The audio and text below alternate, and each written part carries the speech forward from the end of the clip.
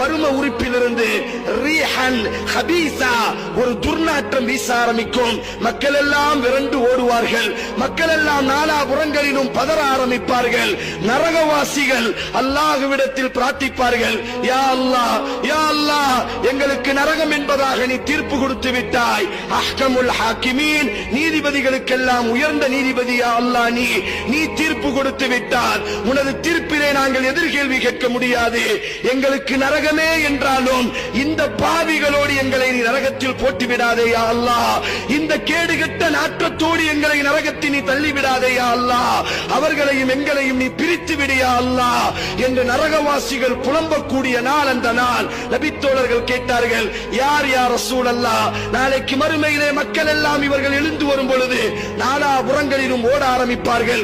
எங்கள் பக்கம் வராதீர்கள், எங்களோடு நிற்காதீர்கள், நரகவாசி பயப்படுவார். அல்லாஹ்வின் தூதர் கூறினார்கள், இமாம் ஹாக்கிம் பதிவு செய்கிறார், நரகவாசிகள் பதறுவார்கள், இவர்களோடு எங்களுக்கு நரகத்தை நீ தந்து விடாதே, எங்களுக்கென்று ஒரு தனி நரகம் இருக்கட்டும். இந்த பாவியோடி நரகத்தினுடைய வேதனைகளை தாங்க முடியுமா முடியாதா என்று எங்களுக்கு தெரியாது. ஆனால் இந்த பாவியினுடைய துர்நாற்றத்தை எங்களால் தாங்க முடியவில்லை யா அல்லாஹ். நபித்தோழர்கள் கேட்டார்கள், யார் யா ரசூலல்லாஹ் அந்த பாவிகள்? அல்லாஹ்வின் தூதர் ஸல்லல்லாஹு அலைஹி வஸல்லம் கூறினார், இந்த பூமி பந்தில் அல்லாஹ் ஹலாலாக்காத விபச்சாரத்தை இவர்கள் ஹலாலாக்கினார்கள். விபச்சாரம் என்ன தைரியம்? சாதாரணமாக ஒரு 5 நிமிடம் 10 நிமிடம் முடியக்கூடிய ஒரு சுகம் என்று நாங்கள் நினைத்துக் கொண்டிருக்கிறோம். ஏதோ இன்பமாகத்தான் இருக்கும். ஸையன லஹுமுஷ் ஷைத்தானு அஅமாலஹும், ஷைத்தான் தனது செயல்களை அழகுபடுத்தி காமிப்பான். ஏதோ தினமும் ஒரு பெண்ணை ரசிப்பதும், தினமும் ஒரு பெண்ணோடி உறவாடுவதும், தினமும் ஒரு பெண்ணோடி உடலுறவு கொள்வதும் கண்டிப்பாக இன்பமாக கூட இருக்கலாம். ஆனால் நாளைக்கு மறுமையில் யார் இந்த பாவத்தை செய்வார்களோ, நாளைக்கு மஹ்ஷரில் எழுந்து வரும் பொழுதே அதை பார்த்தவுடன் தெரிந்து கொள்வார்கள். அஸாரி, விபச்சாரன் வருகிறான். கொஞ்சம் யோசித்து பார்.